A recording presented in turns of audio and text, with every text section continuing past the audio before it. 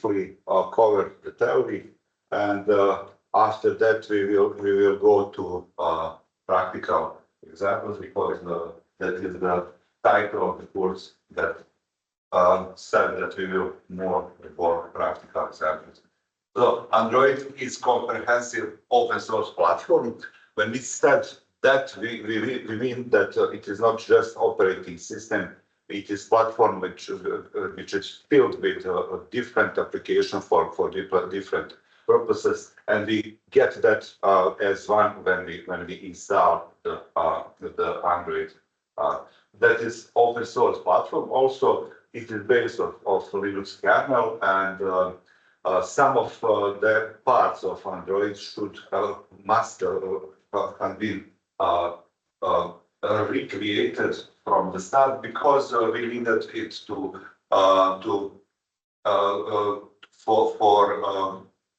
make it easy for hardware production to go into the game to start producing the parts. Kernel is fully optimized for mobile devices, and one important thing that we must state: Android, it is not Linux. It is rewritten for purposes to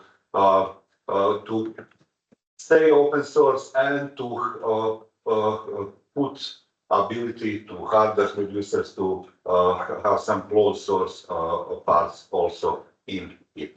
And because of that, parts of kernel are rewritten from the beginning, from scratch, and new licensing terms are included. And one of the things that will never change when we use phone, every phone needs battery, and great consideration was put into consuming energy, preventing of spending energy too much. So only small low-level parts of this system are property of the hardware manufacturers, but license terms are changed just to enable this option. When we talk about Android, this is a Dalvik, older version of Android based on Dalvik virtual machine. This a stack of code look like this. It is slightly changed on the art VM. We will see that in both cases we have Linux kernel that is slightly changed. We have a lot of libraries that enable Android to be what it is. We have Android runtime based on Dalvik, and we have application framework and applications mainly written in Java or Kotlin in new versions of Android operating system. This version of Android was based on just-in-time compiling, and just-in-time compiling was a concept in which a small portion of bytecode was taken and compiled to machine code, and after that, when needed, another portion was taken and compiled. On the contrary, in art, we have a different approach. We have ahead of time compiling, in which during the installation of new application, most of machine code was produced and from bytecode to a specific platform, to a specific phone. We must cover one more theoretic topic, and that is what is activity lifetime in Android. So activity is one screen on Android platform, and every activity have same rules and have same rules in which we can write our code and have same events which we can cover with our code. So here we have an activity life cycle. Without rectangles, there are methods that need to be implemented. Colored rectangles are basic states, and gray rectangles describe events. So you can see that we have on create, on start, on resume. When you start activity, basically when you start the Android application, first activity will have to go through these states to come to a running state. And if you start new activity, then you will have to pause this activity or stop it and shut down. And you will have for time to time to restart this application if it is in the background. Do you understand me? Is it? Do you need any clarification? Please sit here, one of two, because you have here Android Studio. Okay. Well, as we said, this is workshop in which we will mainly do a lot of practical examples. First example is known for those on the third year. This is only first example. We will cover advanced concepts later. Hello world. So, zdravo svijete. Okay, so we will introduce to Android Studio integrated development environment, and we will use its interface. If some of you know and use IntelliJ, Android Studio is based on IntelliJ platform, and you can use IntelliJ, but IntelliJ is a more wider development environment. Android Studio is focused only on Android, so I prefer Android Studio. We will use Java programming language, and we will cover first application, which we will only cover activities. And as we said, that is first screen that you can, or every screen that you can see on Android is activity. There is some advanced concepts like fragments, but we will not cover fragments in this course, in this lecture. Okay, so when you start first time, when you start Android Studio, or if you close your application while that you have opened probably, you will see something like this, and here you will see new project button. Or when you already have opened Android Studio, and I think that most of you have a second option, you can select File, New, and New Project.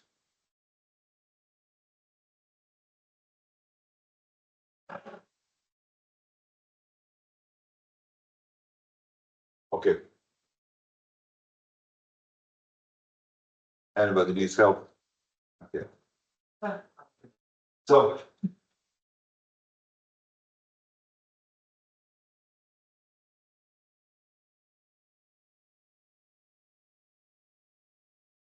slightly different interface is here. Now, if you don't see file menu, you can choose hamburger menu. That is nice that you have. Empty views activity. Basically, it was empty activity until recent time, and recently Android Studio has option empty activity only for Kotlin programming language, which we will not cover here because most of you knows Java, and we are learning Java here. And so you must choose empty views activity. And press next button. So now you can name your applications Zdravo svijete. But, sorry, look at me. You already have Zdravo svijete, probably all of you on your computers. So give the application name Zdravo svijete, Andrea, Zdravo svijete. Okay, with your name.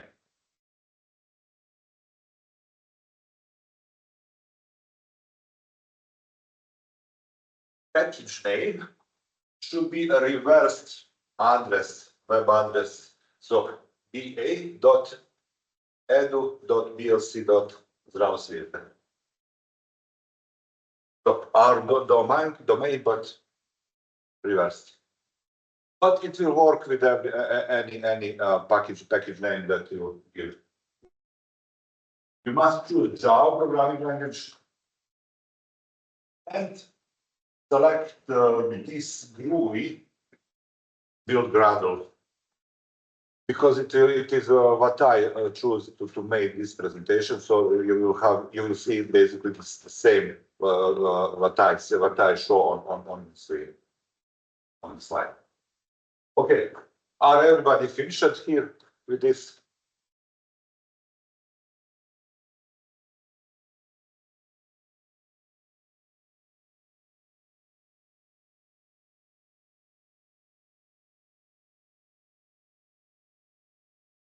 I have assistants here. Thank you. Okay. Can we go further? Okay. So when you press next button, application will start building all files, all directories, all folders which is needed. If this is first project of this type, that can take some time, because all libraries should be taken from internet and downloaded on your computer. Because it is not the first time, this will not last so long, and it would probably be finished as I see.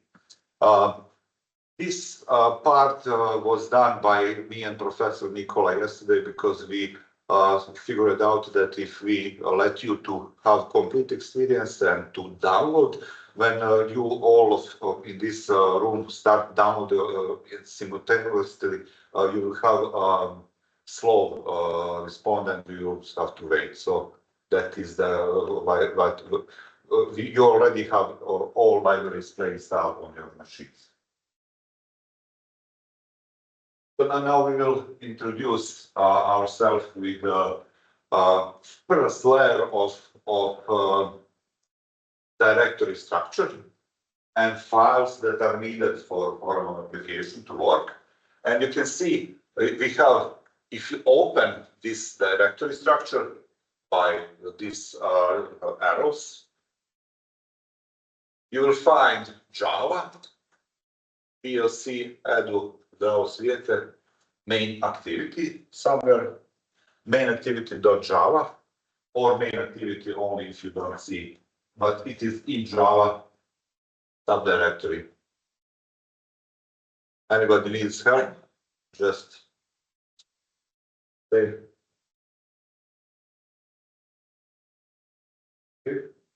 Okay, great. And you have resources subdirectory, and inside of that you will see layout and activity main XML.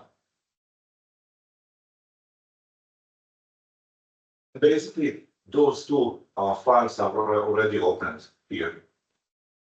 So this is first layer, only the first layer. Structure of project is slightly more complex than what you see now, but this is for first time, for first your first side of it. It will be okay to just introduce that. Please open activity main XML file by double clicking it. For now, just for now, don't click anything, but take a look at these buttons in upper right corner. Just notice them, we will use them later. And you can see that this is our activity. For now, this activity has only text is in the middle of it. Okay, to test the program, I'm pressing wrong keyboard. We will need emulator, or we will need physical device. Device is your phone. It is faster, probably faster than emulators. because emulators, depending on your computer, can be really demanding to run. Emulators are hardware demanding, and if you choose more modern, more hardware abilities, your phone to emulate, you will have more problems if you don't have a good computer. So if you have some old computer, probably you will use some old phone. When you're talking about physical Android devices, in Android world, and nothing is on the plate. Nothing is on the plate. When you start your application on Windows, your application on Windows operating system has much more rights than on Android. Even to start application on Android, you must have some rights, and you must follow series of actions to do. You must enable developer mode by tapping 7 times of build version of your phone. For example, I will show a couple of screens how to do that. You on different Android operating systems, this option is on different places. So on Android 9 and higher, settings about phone build number or settings about device build number. On Android 8, it is settings system about phone build number. On older, settings about phone build number. So one of combination of this. And settings is this button. You know that, or you all know that. And I don't see your Android devices. Just to see where it is, probably it will be good. So inside settings, you select about phone, about device, so something like that. And software information, build number, or about phone will immediately go to build number. So sometimes you will have to tap one or more times, but you will eventually find build number. And when you start tapping, you will see how many taps you need to become developer in Toast message. This is Toast message what I'm showing right now. Toast is from Microsoft, old Microsoft chat program, way back in 20 years history, when we use that on Windows operating system, and one of the developers called these messages that are appearing Toast, like Toast tweet. So at the end, when you finish, in settings, you will see developer options.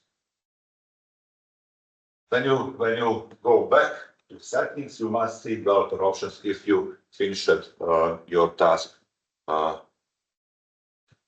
And when you select developer options, you should enable USB debugging. So that is one of the things that you should do. And one more thing, I'm talking about what you will probably do when you go at your home and work on your own computer. You will probably not connect these machines here, your phones, but this is only to see real Android programming when you come home. And when you plug in USB cable, you will again get some message from system like this. So do you want to allow USB debugging? And you should select yes, okay, when you start it.